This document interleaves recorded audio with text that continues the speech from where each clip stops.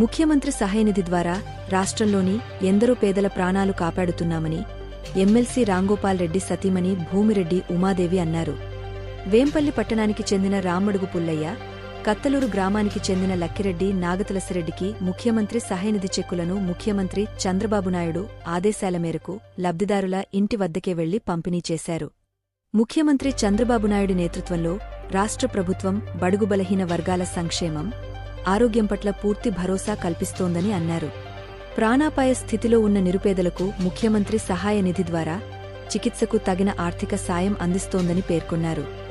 ముఖ్యమంత్రి సహాయనిధి ద్వారా రాష్ట్రవ్యాప్తంగా ఎందరో నిరుపేదల ప్రాణాలు నిలబడుతున్నాయని ఆమె పేర్కొన్నారు.